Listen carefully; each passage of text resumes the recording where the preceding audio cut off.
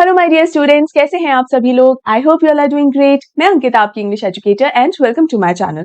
और बेटा, आज की इस वीडियो में हम जिस चैप्टर को कंप्लीट करने वाले हैं वो है आपकी स्नैपशॉट्स का लास्ट चैप्टर, जो कि एक पोएम है और इसका टाइटल है the tale of melon city. एक बहुत ही इंटरेस्टिंग और मजेदार पोएम होने वाली है बेटा, लेकिन इसे स्टार्ट करने से पहले आपको इस वीडियो को लाइक कर देना है, ज्यादा से ज्यादा शेयर कर देना है, एंड मेक श्योर मेरे चैनल को जरूर सब्सक्राइब कीजिए और टेलीग्राम चैनल भी ज्वाइन करना नहीं भूलना है, क्योंकि सारे नोट्स और पीडीएफ्स मैं टेलीग्राम चैनल पे ही शेयर कर रही हूँ। इस वीडियो के डिस्क्रिप्शन बॉक्स में आपको टेलीग्राम चैनल की लिंक इजीली मिल जाएगी, उस पर क्लिक कीजिए, उस चैनल को ज्वाइन कीजिए। सारे के सारे पीडीएफ्स और नोट्स जो हैं वहां पर आपको इजीली मिल जाएंगे और वो आपके एग्जाम्स के लिए बहुत ही ज्यादा बेनिफिशियल भी होंगे, राइट। तो अब इस वीडियो को आगे बढ़ाते हैं और सबसे पहले देखते हैं कि इस पोएम को लिखा किसने है। तो बेटा, इस पोएम को लिखा है विक्रम सेठ ने, जो कि एक बहुत ही सक्सेसफुल और फेमस इंडियन नॉवेलिस्ट रहे हैं और पोएट भी रहे हैं। इन्होंने 3 नॉवेल्स लिखी हैं और काफी सारी कलेक्शन ऑफ पोएम्स लिखी हैं, जिसके लिए उन्हें बहुत सारे अवार्ड्स, बहुत सारे पुरस्कार से सम्मानित भी किया गया है। और उन पुरस्कारों में से कुछ हैं पद्मश्री, साहित्य अकादमी अवार्ड और प्रवासी भारतीय सम्मान। मैंने तो यहाँ सिर्फ 2-3 पुरस्कार ही यहाँ पर मेंशन किए हैं। अगर इनकी पूरे लिस्ट में यहाँ पर अवार्ड्स की लिस्ट यहाँ मेंशन करने लगूं तो मेरे ख्याल से कंटेंट हटाना पड़ जाएगा, सिर्फ अवार्ड्स के नेम्स ही आएंगे। ये इतने सक्सेसफुल और इतने फेमस राइटर हैं और इनकी जो राइटिंग स्टाइल है वो भी बहुत ही इंटरेस्टिंग है। वो तो खैर अभी जब हम पोएम पढ़ेंगे तो आपको पता चल ही जाएगा। इस पोएम में ऐसी क्या खास बात है। इस पोएम में बात हुई है एक ऐसे राजा की, एक ऐसे किंग की जो जस्ट एंड प्लेसिड है। Now what is the meaning of it. Just का मतलब है जस्टिस यानी न्याय, और प्लेसिड का मतलब है कामनेस, जो काम होता है, चेहरे पे एक जो रिलैक्स होता है। तो यहाँ पर जो राजा है, क्या वो सचमुच में ऐसे ही एटीट्यूड को कैरी करता है कि वाकई में ये राजा बहुत ही जस्ट एंड प्लेसिड है, या फिर वो राजा सिर्फ अपने आप को इस तरीके से पोर्ट्रे करता है कि भाई मैं तो बहुत ही जस्ट एंड प्लेसिड हूँ, मेरा जो डिसीजन होता है वो बहुत एकदम न्यायप्रिय जस्टिस होता है, जो मैं निर्णय लेता हूँ वो प्रजा की भलाई के लिए लेता हूँ और एकदम सही निर्णय होता है। ये राजा सिर्फ तारीफ बटोरने के लिए है कि भाई दुनिया में जब मेरी पहचान फैले, खास तौर से मेरी प्रजा के अंदर जब मेरी पहचान हो, तो मेरी प्रजा मुझे किस तरीके से इंट्रोड्यूस करे। अरे हमारे राजा जो है ना वो तो जस्ट एंड प्लेसिड है। कि एक में तो सचमुच में कोई राजा जस्ट एंड प्लेसिड है, एक कैटेगरी में सिर्फ अपने आप को इस तरीके से दिखा रहा है कि देखो मैं तो जस्ट एंड प्लेसिड हूँ, एक्चुअल में नहीं है, बस अपने आप को इस तरीके से पोर्ट्रे कर रहा है। कि जहां राजा चाहता है कि मैं जस्ट एंड प्लेसिड हूँ, राइट, वो चाहता है कि मैं इसी तरीके का ही हूं और दुनिया मुझे इसी तरीके की छवि के साथ जाने और अपनाए। हमारा ये राजा जो है ना, अपने आप को जस्ट एंड प्लेसिड प्रूव करने के चक्कर में ये राजा बहुत सारी वीक डिसीजंस लेता है। अब यहाँ पर मैं आपको एक इंपॉर्टेंट बात एक्सप्लेन करूंगी, इसे प्लीज बहुत ध्यान से सुनिएगा और समझिएगा। मैं अपने हर वीडियो में, हर चैप्टर में, हर पोएम के अंदर, शुरू के अंदर कुछ एक्सप्लेनेशन के अंदर टाइम इन्वेस्ट करती हूँ, ताकि वो चैप्टर या पोएम का आगे का जो एक्सप्लेनेशन है ना वो आपको बहुत जल्दी समझ में आए। अदरवाइज क्या होता है, कोई ना कोई डाउट या कंफ्यूजन बच्चों के दिमाग में रह ही जाता है, then throughout the explanation वो कंफ्यूजन हल्का फुल्का ही सही, छोटा बड़ा ही सही, लेकिन वो कंफ्यूजन दिमाग में रहता है थ्रू आउट द एक्सप्लेनेशन।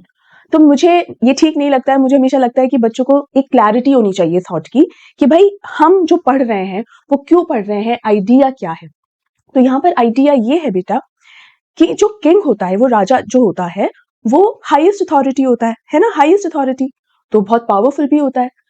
देखने वालों को हमेशा ये लगता है कि यार देखो किंग है, कितना लकी है राजा, जो वो कहेगा वही होगा, जो वो चाहेगा वही होगा। How lucky a king is, है ना, अथॉरिटी भी है, पावर भी है, सब कुछ चाहे तो कर सकता है, और बहुत सारे पैसे भी हैं, खजाना भी है ना। बट हाँ, ये बात सच है, लेकिन आधा सच है। बाकी आधा सच ये है कि जितनी अथॉरिटी आपके पास होती है, जितना अमाउंट ऑफ पावर आपके पास होता है, आपका लेवल ऑफ रिस्पॉन्सिबिलिटी भी आपके पास उतनी ही होती है। मतलब आपके पास सिर्फ राइट्स, सिर्फ पावर, सिर्फ अथॉरिटी नहीं आती है, आपके पास रिस्पॉन्सिबिलिटी भी उसी टक्कर की आती है। आई एम श्योर आपने ये डायलॉग जरूर सुना होगा, with great powers come great responsibility, right. ये मुझे बताइएगा कि ये डायलॉग आपने कहाँ सुना है। बहुत ही फेमस डायलॉग है और बहुत ही रेलेवेंस रखता है ये डायलॉग, कि हमें हमेशा लगता है, हम हमेशा अपने अधिकारों के बारे में बात करते हैं, अपने राइट्स के बारे में बात करते हैं, लेकिन साथ ही साथ हमें अपनी रिस्पॉन्सिबिलिटीज की भी बात करनी चाहिए, क्योंकि आपको अधिकार इसीलिए मिलते हैं ताकि आप जिम्मेदारी निभा सके। ठीक है। अब यहाँ पर मैं ये बात क्यों कह रही हूँ, ये पॉइंट मैंने क्यों उठाया है, इसलिए उठाया बेटा क्योंकि कई बार किंग्स को या लीडर्स को कुछ ऐसे डिसीजंस भी लेने पड़ते हैं जो हो सकता है जनता को ठीक नहीं लगे, है ना, हो सकता है जनता उससे इंप्रेस नहीं हो। बट एक लीडर का काम या एक किंग का काम जनता को इम्प्रेस करना नहीं होता है कि भाई मैं ऐसे ऐसे डिसीजन लूंगा ना, इस तरीके का डिसीजन अगर मैं लूंगा तो मेरी जो प्रजा है मुझसे बहुत खुश हो जाएगी, मेरे से बहुत इम्प्रेस होगी और मुझे जो है बहुत सराहेगी। एक अच्छे और सही लीडर का काम ये नहीं होता। एक सही लीडर वो होता है जो इम्प्रेस करने के लिए नहीं बल्कि प्रोग्रेस करने के लिए डिसीजन ले, राइट?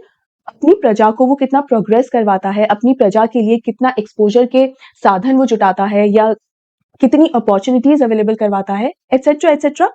इस तरीके की जो डिसीजन मेकिंग होती है that is a correct decision making, है ना? लेकिन हमारा राजा जो है, इस फॉर्म में जो राजा है, वो राजा कहीं ना कहीं प्रजा को इंप्रेस करने के लिए ये डिसीजंस लेता है, जो भी डिसीजंस के बारे में हम पढ़ेंगे। ठीक है, अभी पिछले कुछ मिनटों में मैंने आपको जो भी चीज बताई है ना बेटा, उस पूरे एक्सप्लेनेशन को आप ध्यान रखिए और उस एक्सप्लेनेशन को ध्यान में रखते हुए इस फॉर्म को आगे समझिए। ठीक है, तो आगे बढ़ते हैं और देखते हैं।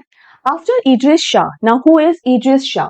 ये एक अफगान राइटर, ऑथर और टीचर रहे हैं और बहुत ही अमेजिंग पैराबल्स, बहुत ही शानदार स्टोरीज एंड पोएम्स इन्होंने लिखी हैं। अब यहाँ पर जो विक्रम सेठ ने, हम ये जो पोएम पढ़ने वाले हैं ना, ये पोएम इद्रिस शाह की लिखी हुई एक पोएम की अडेप्टेशन है। अडेप्टेशन क्या होता है बेटा? कि इद्रिस शाह ने एक पोएम लिखी है, उसी पोएम को हमारे विक्रम सेठ ने ऐसा का ऐसा उठा लिया और उसके अंदर कुछ ऑल्ट्रेशंस करे।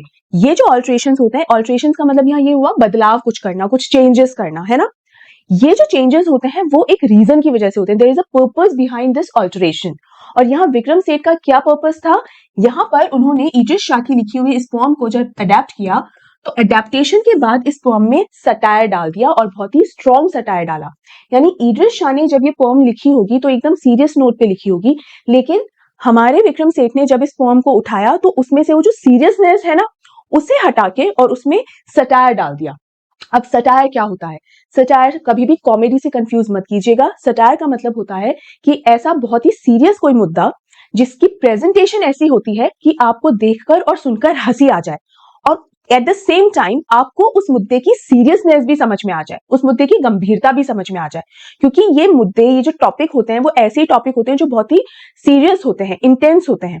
चाहे वो सोसाइटी के बारे में हो, चाहे पॉलिटिकल के बारे में हो या किसी भी टॉपिक के बारे में हो, कोई भी टॉपिक हो सकता है, लेकिन बहुत ही सीरियस टॉपिक होता है। लेकिन उसको प्रेजेंट किस तरीके से किया जाएगा? इस तरीके से कि आप अगर पढ़ेंगे, सुनेंगे या देखेंगे तो आपको हंसी आ जाएगी। ठीक है, अब ये तो एक तरीके से मीनिंग तो मैंने आपको बता दिया सटायर का कि क्या होता है, लेकिन जब हम इस पोएम को पढ़ेंगे तो आपको इसका मीनिंग और अच्छे से रिसीव होगा, राइट? अब इस पोएम को लाइन बाय लाइन पढ़ते हैं और समझते हैं। देखिए, in the city of which I sing there was a just and placid king, the king proclaimed an arch should be constructed that triumphally would span the major thoroughfare to edify spectators there. कुछ words की meaning समझते हैं पहले। थॉरोफेयर क्या होता है बेटा? एक ऐसी जगह जो पूरे शहर का जो है मेन या सेंटर पॉइंट होता है, एक ऐसी जगह जहां भीड़ बहुत ज्यादा आती जाती हो, लोगों का आना जाना हो। जैसे कुछ शहरों में वीआईपी रोड ऐसी रोड्स होती हैं या ऐसी जगह होती है जो सबसे मेन या सेंटर पॉइंट होता है, तो उसे ही थॉरोफेयर कहते हैं। और ईडिफाई का क्या मतलब होता है?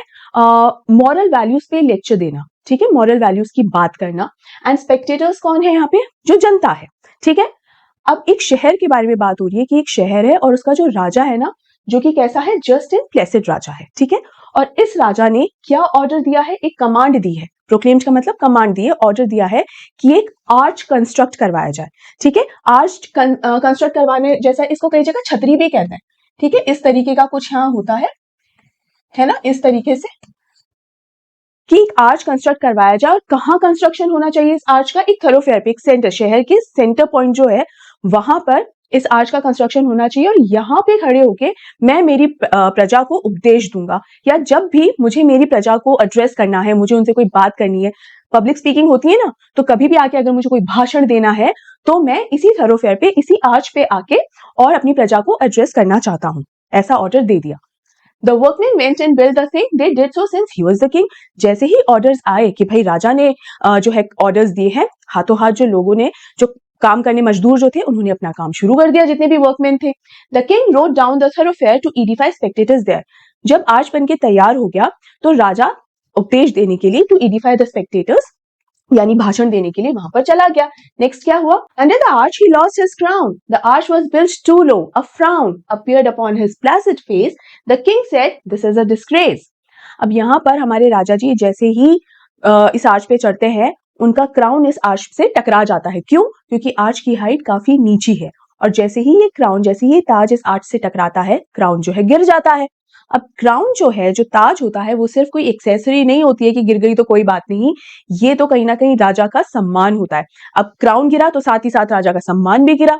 अब राजा का चेहरा जो हमेशा इतना काम और प्लेसेंट रहता है, चेहरे पे हमेशा एक सुकून सा रहता है, कभी भी जो गुस्सा नहीं करते, जैसे ही ताज गिरा वैसे ही राजा जी के चेहरे पे एक फ्राउन आ गया। फ्राउन का मतलब क्या होता है? माथे पे जो बल आ जाता है ना, परेशानी वाले की, ये क्या हुआ, यानी दिमाग तो खराब हुआ ही हमारे राजा जी का। जैसे ही उन्होंने देखा अरे यार मेरा तो ताज गिर गया, तो क्या बोलते हैं? दिस इज अ डिस्ग्रेस, ये बेइज्जती है। अब राजा को अपनी बेइज्जती अगर महसूस हो रही है किसी बात पर, तो इस बात पर तो सजा मिलेगी, जरूर मिलेगी। तो देखिए, the chief of builders will be hanged, the rope and गैलोज were arranged. क्या आदेश आता है कि जिस किसी की भी गलती है उसको फांसी पर चढ़ाया जाएगा। तो किसे फांसी पर चढ़ाया जाएगा? जिसने भी इसे बिल्ड किया है, जितने भी बिल्डर्स हैं, या जिस इंसान के सुपरविजन में इन बिल्डर्स ने काम किया है। तो सुपरविजन किसका होता है? चीफ का होता है, चीफ ऑफ द बिल्डर्स। तो ये जो चीफ है उसको फांसी पर लटका देना चाहिए। तो उसके लिए रस्सी और जो फांसी के फंदे के लिए वो जो प्लेटफॉर्म होता है, वो सब तैयार करवाना शुरू कर दिया।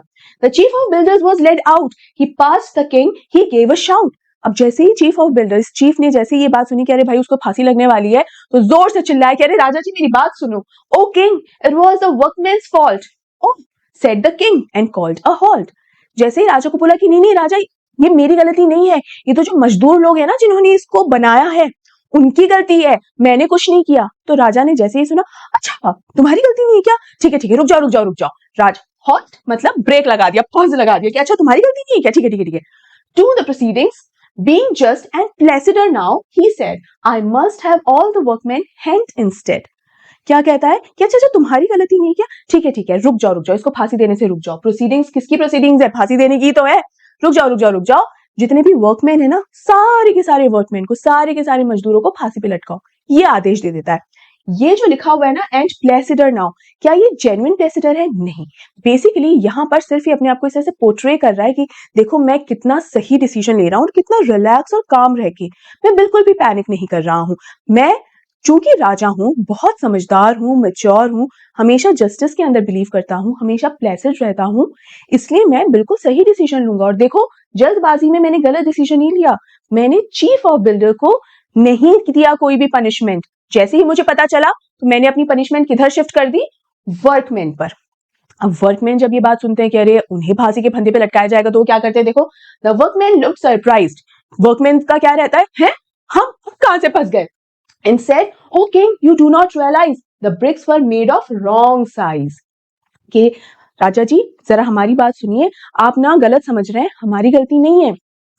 ये जो ब्रिक्स होती है ना, ये जो जितनी भी ईंटें हैं, वो गलत साइज की बनी हुई थी, इसीलिए जो नाप है ना, जो मेजरमेंट है, वो गलत हो गया, हमने तो सही ही बनाया था।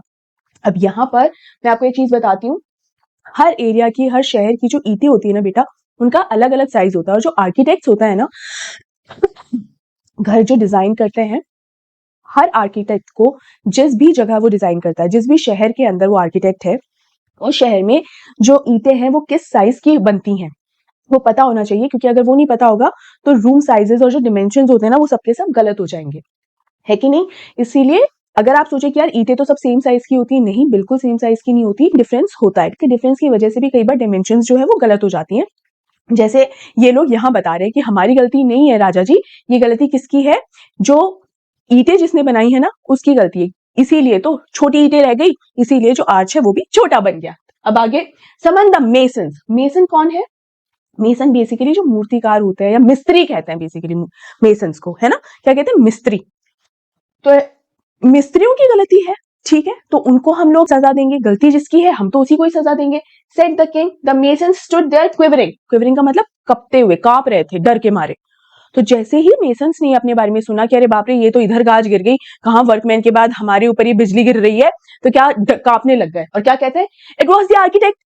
मेसन्स क्या कहते हैं? नहीं हमारी गलती नहीं, आर्किटेक्ट की गलती। आर्किटेक्ट को पता होना चाहिए ना कि किस साइज की ईंटें हैं, कैसे क्या है, उनको सही नाप से बनाना चाहिए था, उन्हें सही नाप से और सही मेजरमेंट से जो है डिजाइन करना चाहिए था। They said the architect was summoned. जैसे ही राजा ने सुना, अच्छा आर्किटेक्ट की गलती थी क्या? ठीक है, आर्किटेक्ट को सूली पे चढ़ाओ, चलो उसकी गलती है, उसको सूली पे चढ़ाओ। Well, architect said his majesty, I do ordained that you shall be hanged, said the architect. O king, you have forgotten one small thing. यहाँ पे क्या बोलता है, राजा बोलते हैं कि देखो आर्किटेक्ट, तुम्हें ही जो है फांसी के फंदे पे चढ़ाना होगा, क्योंकि तुम्हारी गलती है, तुम्ही ने आखिरी नक्शा बनाकर दिया था और उस नक्शे पे तुम्ही ने जो साइज लिखी थी उसी साइज की ईंटें बनी, उसी साइज की जो हाइट है वो बनी, इसीलिए वो आर्च छोटा रह गया, तो तुम्हें ही सूली पर चढ़ाया जाएगा। तो आर्किटेक्ट क्या बोलता है, आप एक छोटी सी बात भूल रहे हैं राजा जी। कौन सी बात? You made certain amendments to the plans when I showed them to you. मैंने तो जो नक्शा बनाया था वो बिल्कुल सही था, लेकिन जब मैंने वो नक्शा आपको दिखाया ना राजा जी, वो जो डिजाइन थी आर्च की, जब मैंने वो आपको दिखाई ना, तो आपने उसके अंदर कुछ अमेंडमेंट्स कर दिए थे। अमेंडमेंट्स का मतलब क्या होता है बेटा? चेंजेस। तो आपने वो जो चेंजेस किए ना, उसकी वजह से ये आर्च का जो हाइट है वो कम रह गया, वरना मैंने तो बिल्कुल सही बनाया था। The king heard this, the king saw red. King saw red का मतलब है कि दिमाग खराब हो गया, एकदम आंखों में खून उतर आया, गुस्सा आ गया राजा को कि यार ये तो घूम फिर के मेरे ऊपर ही गलती निकाल दी, मेरी गलती है क्या? In fact he nearly lost his head कि भाई सर अब फटने वाला था। राजा ने तो कभी सपने में ही नहीं सोचा था कि घूम फिर कर ये बात मेरे ऊपर आ जाएगी। नाउ अब अगर आप यहाँ ध्यान दें तो यहाँ पर हर इंसान अपनी गलती दूसरे के सर पे डाल रहा है। पहला दूसरे पे, दूसरा तीसरे पे, तीसरा चौथे पे, और ऐसे करते करते सीधा जो हाईएस्ट अथॉरिटी है हमारा राजा, उसी के ऊपर जो है गलतियों का सारा भांडा फूट चुका है। हमारी रियल लाइफ में भी ऐसा जरूर होता है और हर लेवल पर होता है, चाहे हम स्टूडेंट हो या हम वर्किंग प्रोफेशनल हो जाए। हम लोग हमारी गलती एक्सेप्ट करने की बजाय उसे किसी और के सर पर डाल देते हैं। चाहे एक कुलीग दूसरे कुलीग पर वो गलती डाल रहा हो या एक डिपार्टमेंट दूसरे डिपार्टमेंट पर वो गलती डाल रहा हो, और ऐसे करते करते वो गलती वहीं की वहीं बनी रहती है, उसका सोल्यूशन कभी भी नहीं निकल पाता। इसीलिए गलतियों को हमेशा सुधारना चाहिए, उनका हमेशा सोल्यूशन करना चाहिए। यहाँ पर विक्रम सेठ यही समझाने की कोशिश कर रहे हैं, ये अगेन एक बहुत ही स्ट्रॉन्ग सटायर है कि किस तरीके से कोई भी इंसान अपनी गलती को मान नहीं रहा है, बस उसे एक दूसरे की तरफ पास ऑन करते जा रहे हैं। तो गलती अभी भी वो बनी हुई है, वो सॉल्व नहीं हुई है, गिल्टी अभी भी वही का वही है, उसके लिए कोई सजा अभी तक पूरे डिसाइड ही नहीं हुई है। राइट, आई होप आपको अच्छे से समझ में आ गया है। नाउ राजा ने हमेशा अपने आप को किस तरीके से प्रोजेक्ट किया है सबके सामने? I am just, I am Placid, इसी तरीके से बिहेव करा है उसने हमेशा। तो गुस्सा करना तो उसे शोभा ही नहीं देता।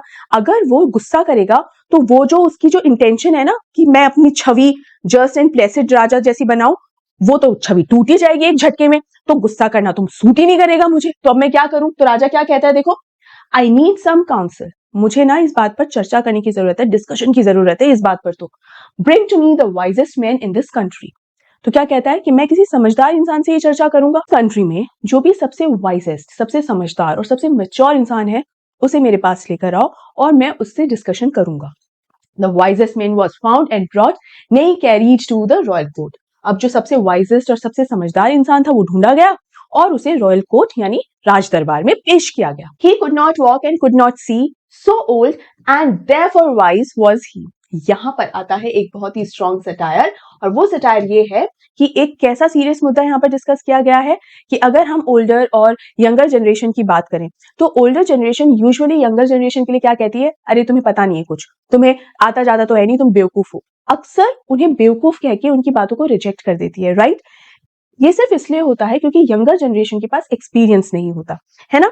लेकिन अगर यंगर जनरेशन ओल्डर जनरेशन से कहे कि हमें आपकी बात नहीं सुननी है क्योंकि आपके पास एक्सपीरियंस तो है लेकिन आपके आइडियाज बहुत पुराने हैं, हमें वो पुराने आइडियाज नहीं है क्योंकि हमें न्यू आइडियाज की जरूरत है, न्यू टेक्निक की जरूरत है, पुराने आइडियाज पर हम काम नहीं कर सकते, न्यू आइडियाज पे हमें काम करना है।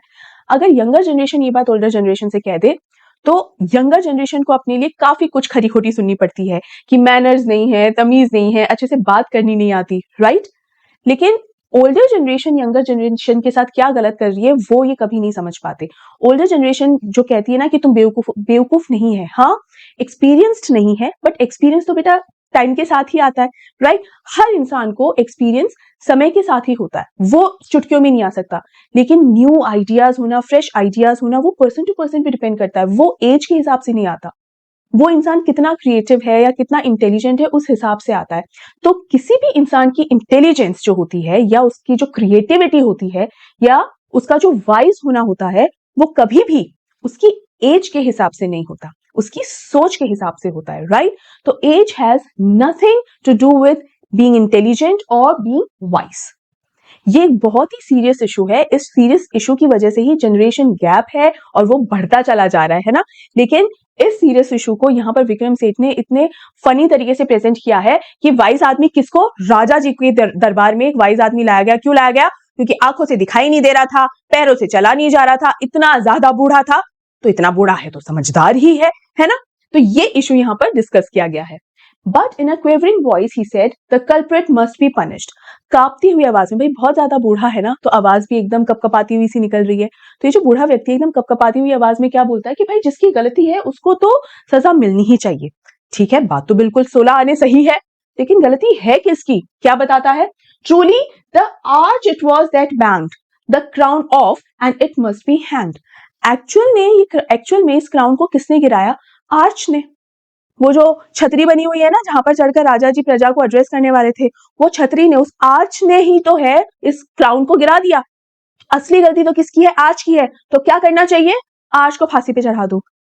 आर्च को फांसी पे कैसे चढ़ाया जा सकता है? मतलब उसको फांसी कैसे देंगे हम? ये कैसे समझे? ये समझना थोड़ा सा अलग ही है ना? लेकिन हमारे वाइसेस्ट इंसान ने यही दिमाग लगाया है कि गलती किसकी है? आर्च की है, क्योंकि उसी ने ही क्राउन को भड़ करके गिरा दिया।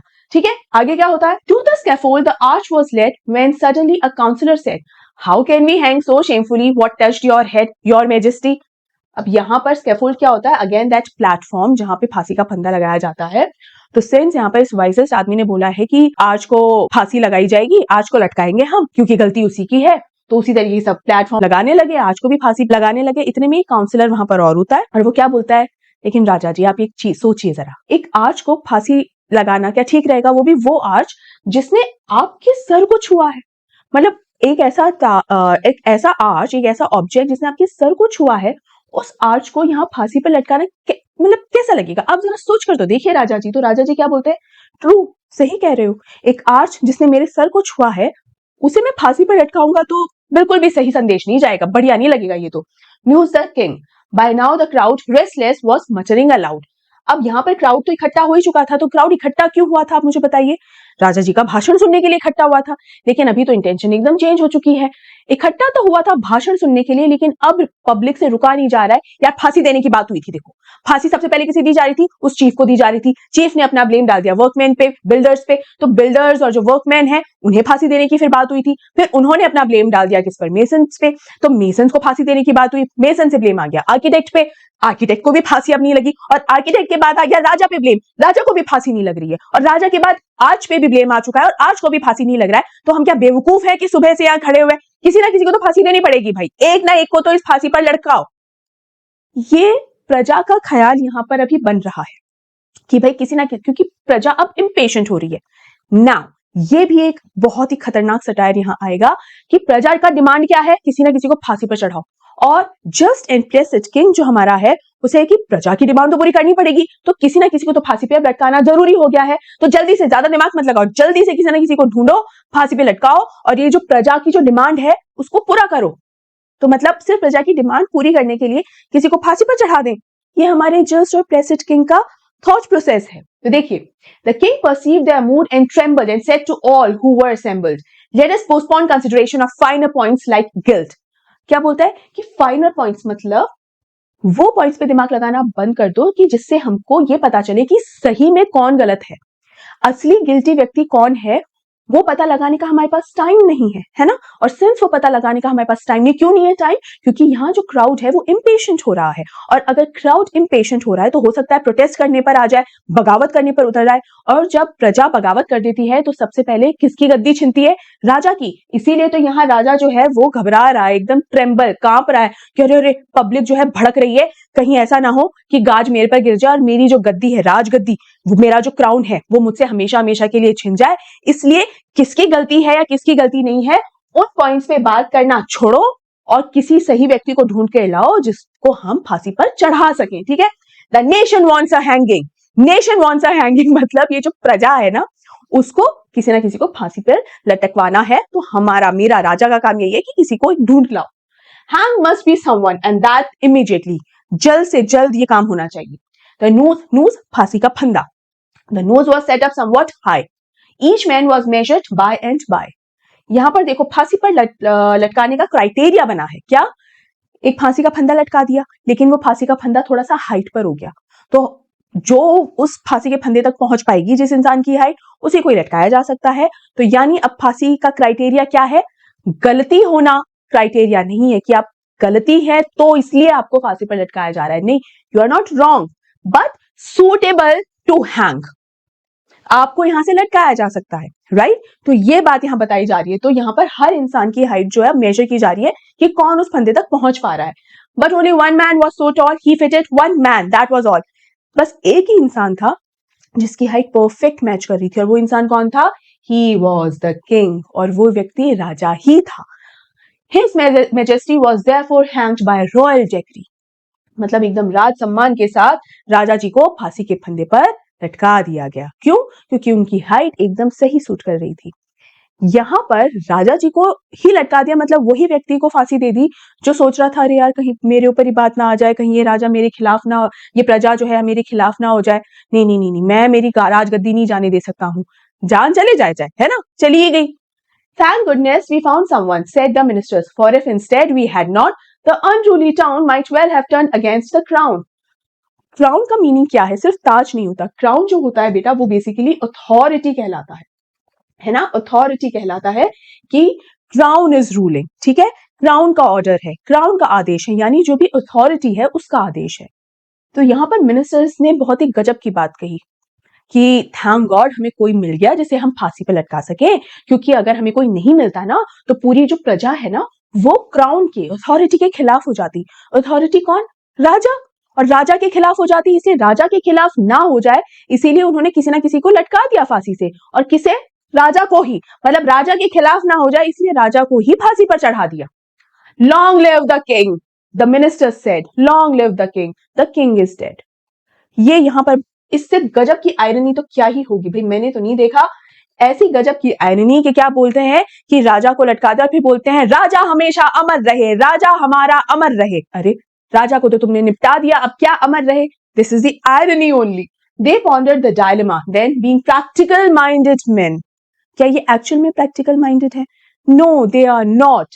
Sent out the heralds to proclaim in his former majesty's name, the next to pass the city gate will choose the ruler of our state. अब यहाँ पर एक राजा मर गया तो कोई भी शहर, कोई भी कंट्री, नेशन जो है वो बिना राजा के तो नहीं रह सकता है ना, लीडर तो चाहिए ही चाहिए। तो इनका यहाँ पर क्या कस्टम है? As is our custom. क्या कस्टम है कि अगर राजा नहीं रहा किसी वजह से, तो जो शहर का जो मेन गेट होता है, जो मेन द्वार होता है ना, जहां से शहर शुरू होता है, वहां पर जो भी अगला व्यक्ति वहां से गुजर रहा होगा, हमें उससे पूछना होगा कि भाई तुम बताओ कि हमारे शहर का अगला राजा कौन है। इसका क्या मतलब है? यहाँ पर यही मतलब है कि जिस व्यक्ति को इस शहर के बारे में, कंट्री के बारे में कुछ नहीं पता, वो डिसीजन लेगा कि इस कंट्री का राजा कौन होना चाहिए। ये कहीं ना कहीं पॉलिटिकल लेवल पे जो इश्यूज होते हैं कई बार, वो उस तरीके से साउंड नहीं कर रहा आपको कि जो इंसान मेरे देश के बारे में कुछ जानता ही नहीं, उस इंसान से मैं मेरे देश के फैसले कैसे करवा सकती हूँ, कैसे उससे कुछ सजेशंस मांग सकती हूँ, बताओ हमें क्या करना चाहिए। क्या ये पॉसिबल है? पॉसिबल तो है, लेकिन क्या ये सही है? बिल्कुल भी नहीं। तो यहाँ पर यही है, this will be enforced with due ceremony. A man passed by the city gate, an idiot, the guards cried, wait, who is to be the king? Decide. A melon, the idiot replied. This was his standard answer to all questions. He liked melons. You are now our king, the ministers said, crowning a melon, then they led. यहाँ पर जो next व्यक्ति इस main gate से गुजरता है वो व्यक्ति एक इडियट होता है। इडियट यानी पागल। इसको सिर्फ एक ही शब्द पता है जो कि है मेलन। इससे आप कुछ भी पूछो, तो कहाँ जा रहा है? मेलन। तो क्या कर रहा है? मेलन। तो नहा रहा है? मेलन। कुछ भी पूछो तो वो मेलन ही जवाब देता है, राइट? क्योंकि उसको मेलन्स पसंद भी हैं। अब इससे पूछा गया कि बताओ भाई हमारे इस शहर का राजा कौन होगा, तो क्या जवाब दिया? मेलन।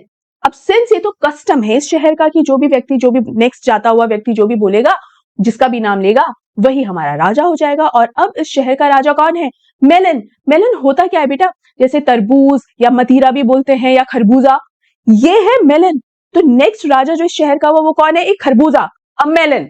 तो देखो, you are now our king, the minister said, crowning a melon. Then they carried the melon to the throne and reverently set it down. आप सोचो, एक मेलन को जो है ताज वाज पहना के बढ़िया से क्राउन सेरेमनी कर रहे हैं और फिर उसको जो है राजगद्दी पे भी बिठा रहे हैं। एक खरबूजा बैठा हुआ कैसा लग रहा होगा? वो भी ताज पहने हुए राजगद्दी पे बैठा हुआ, कैसा लग रहा होगा? खरबूजे जैसा ही लग रहा होगा, वो राजा थोड़ी है। यहाँ पर मेलन का मतलब क्या है? A foolish, an idiot and a passive person. मतलब एक ऐसा लीडर चुनना जिसके अंदर लीडरशिप की कोई क्वालिटी नहीं है, ना ही डिसीजन मेकिंग स्किल्स है, ना ही कोई थॉट प्रोसेस है, ना ही कोई विजन है, ना ही कोई पर्सपेक्टिव है। ऐसा व्यक्ति अगर हम अपना लीडर चुनते हैं तो प्रजा का क्या कोई भी भविष्य है? बिल्कुल भी नहीं, कोई भी भविष्य नहीं है। This happened years and years ago when now you ask the people, so your king appears to be a melon. How did this happen? They say, well, on account of customary choice, if his majesty rejoice. In being a melon, that's okay. What he should be as long as he leaves us in peace and liberty. Basically यहाँ पर क्या बात हो रही है कि ये जो घटना है ना कि एक राजा हमारा, एक मेलन एक राजा हमारा बन गया था, ये घटना बहुत साल पहले की है। तो जिस शहर का किंग ये राजा बना था, मतलब मेलन जो है जिस शहर का राजा बना था, वहां के लोगों से पूछा कि अच्छा तुम्हारा राजा एक मेलन था? हाँ, इतने सालों पहले ऐसा था। तो वहां की पब्लिक का क्या, वहां की प्रजा का क्या कहना है? हाँ, ऐसा हुआ था, बट हमें इस बात से कोई ज्यादा फर्क नहीं पड़ता जब तक हमारा राजा हमें हमारी मर्जी से जीने दे, हमें शांति से और हमें लिबर्टी से, आजादी से जीने दे। मतलब अगर उसका इंटरफेयर होगा या अगर उसका इंटरप्शन होगा तो हमें ऐसा कोई राजा नहीं चाहिए। नाउ सुनने में तो ये बहुत अच्छा लगता है, सुनने में तो बहुत बढ़िया लगता है कि कोई ऐसी प्रजा कि हमें कोई किसी तरीके की कोई रोक टोक नहीं है, हम जो चाहे हम वो कर सकते हैं। लेकिन ऐसी प्रजा क्या किसी लॉ एंड ऑर्डर को फॉलो करेगी? नहीं करेगी। हर तरफ से, हर कोने से एक ऐसी सोसाइटी बनेगी जो पूरी तरीके से डिसऑर्गेनाइज रहेगी, जिसके अंदर हर बार हर तरफ डिसऑर्डर ही होगा। कुछ भी सही तरीके से ना ही लॉ एंड ऑर्डर मेंटेन हो सकता है और एक तरीके की एनार्की रहेगी। इनफैक्ट नॉट एक तरीके की बल्कि प्रॉपर एनार्की रहेगी। एनार्की का मतलब यही होता है कि डिसऑर्डर होना, कुछ भी ऑर्गेनाइज्ड नहीं होना और बिल्कुल गलत रवैये से रहना, राइट? तो यहां पर यही कहना है कि पीस और लिबर्टी का ये बिल्कुल भी मतलब नहीं है कि आप लॉ एंड ऑर्डर को भूल जाओ, नहीं। पीस और लिबर्टी का मतलब है कि दो अलग अलग लोग एक सोसाइटी में रह रहे हैं, दो अलग अलग विचारधारा के लोग सोसाइटी में रह रहे हैं, लेकिन फिर भी शांति से और खुशी खुशी रह रहे हैं कि भाई हाँ, तेरी अपनी सोच है, मेरी अपनी सोच है, still we are happy, we are having our own thought process, that is fine. लेकिन अगर एनार्की होगी तो कोई भी लॉ एंड ऑर्डर नहीं हो पाएगा, हर तरफ डिसऑर्डर ही होगा और हर तरफ जो है chaotic situation रहेगी, which is completely inappropriate. The principles of laissez-faire seem to be well established there. Laissez-faire का मतलब क्या होता है बेटा? ये एक फ्रेंच टर्म है and it means let go या let it be, यानी completely non-interference. यहाँ पर इसका मतलब ये हुआ कि principles of non interference were established in this nation, in this country, कि यहाँ के जो लोग हैं उन्हें अपनी गवर्नमेंट, अपने लीडर के इंटरफेरेंस की बिल्कुल भी अब आदत नहीं है, क्योंकि यहाँ के जो प्रिंसिपल्स हैं, यहाँ की जो, जैसे कहते हैं ना, इस शहर के जो उसूल हैं, वो उसूल ये हो चुके हैं कि यहाँ की पब्लिक अपने नियम पे, अपनी शर्तों पर जीती है और उसी में ही खुश है। यहाँ पर बेसिकली ये बताया गया है कि जो पब्लिक होती है, किसी भी कंट्री की जो पब्लिक होती है, उस पब्लिक को किसे फांसी दी जा रही है, किसे सजा दी जा रही है, या एंड रिजल्ट कितना खराब है, उससे कोई मतलब नहीं है अगर पब्लिक खुश है तो। मतलब अगर तुम मुझे बस डिस्टर्ब मत करो, मेरे को कोई, मेरी लाइफ के अंदर किसी भी तरीके का डिस्टर्बेंस नहीं होना चाहिए, उसके अलावा जो जिसके साथ जो कुछ कर रहा है हाँ करता रहे, हमें किसी से कोई लेना देना नहीं है ना। देखा जाए तो कितने ही क्राइम्स ऐसे होते हैं जिसके अंदर पब्लिक को भी अपनी आवाज उठानी चाहिए। अगर हम न्यूज पे देखें, कितनी सारी हेडलाइंस हमारे सामने ऐसी होती है जहां लोग जो है, स्पेशली यंगर जनरेशन जो है, कितनी चीजों पर प्रोटेस्ट कर रहे होते हैं, अपनी आवाज उठाने की कोशिश करते हैं, राइट? और हाँ, कई बार उसका एक बहुत ही बढ़िया रिजल्ट आता भी है। लेकिन अगर एक ऐसी सोसाइटी, एक ऐसा समाज होगा जहां पे लीडर क्या कर रहा है उससे प्रजा का कोई लेना देना ही नहीं, कि हाँ, लीडर जिसे जो परेशान कर रहा है करते रहो।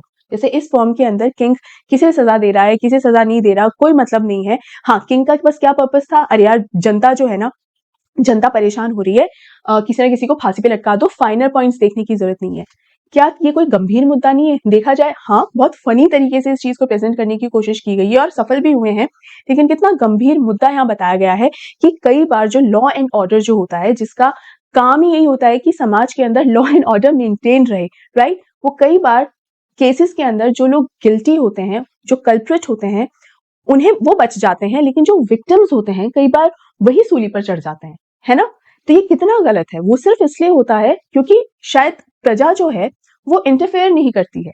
अगर इस केस के अंदर जो प्रजा है, जो पब्लिक है, अगर वो अपना इंटरफेरेंस दिखाती कि नहीं राजा, अगर वो प्रोटेस्ट कर देती कि नहीं, हर किसी को मत, आप हर किसी को आप फांसी पर नहीं लटका सकते, आपको गिल्टी को ही पनिश करना पड़ेगा, तो शायद राजा के ऊपर उस चीज का प्रेशर बनता, एक दबाव बनता, और फिर राजा जो है हर किसी को ही बस फांसी पर लटकाने के लिए कैंडिडेट चूज नहीं कर रहा होता कि मैं किस कैंडिडेट को फांसी पर चढ़ाऊं, right? So it is something very important to address. बहुत इंपॉर्टेंट और बहुत सीरियस मुद्दे हैं जो विक्रम सेठ ने इस फॉर्म के अंदर जिन्हें एड्रेस किया है, जिनके बारे में बात की है, लेकिन हाँ, उन्हें एक्सप्रेस बहुत ही फनी तरीके से, बहुत ही ह्यूमरस तरीके से पेश किया है। तो बेटा आई होप आपको ये पूरी फॉर्म जो है वो अच्छे से समझ में आ गई होगी, क्लियर भी हो गई होगी और सटायर का ट्रू मीनिंग भी समझ में आ गया होगा। और यहाँ पर विक्रम सेठ ने कितनी खूबसूरती से इतनी सीरियस सिचुएशन को बिल्कुल एक ह्यूमरस अंदाज के अंदर आपके सामने पेश किया है, ताकि आपको हंसी एक लाइट टोन में, ताकि आप उस लाइट टोन के थ्रू इस सीरियस मुद्दे को समझ सकें और उसकी गंभीरता को भी समझ सकें, राइट? आई होप आपको ये पोएम पसंद आई होगी। कैसा लगा ये वीडियो, कैसी लगी ये पोएम और कैसा लगा ये सटायर, ये सब मुझे कमेंट कर जरूर से जरूर बताइएगा बेटा। एंड मेक श्योर आप इस वीडियो को लाइक करें, ज्यादा से ज्यादा शेयर करें और मेरे चैनल को सब्सक्राइब करना नहीं भूलेंगे। एंड टेलीग्राम चैनल को डेफिनेटली ज्वाइन करना है, क्योंकि सारे नोट्स एंड पीडीएफ्स आपको वहीं पर मिलेंगे, राइट? हम मिलेंगे अगले वीडियो में बहुत ही जल्द, जो कि होने वाला है हमारे क्लास 11th इंग्लिश सब्जेक्ट का एकदम आखिरी वीडियो, क्योंकि उसके बाद पूरा सिलेबस जो है वो कंप्लीट हो जाएगा, राइट? तो बहुत जल्द हम उस वीडियो में मिलते हैं। तब तक के लिए आप अपना ध्यान रखिए। Take care and good bye.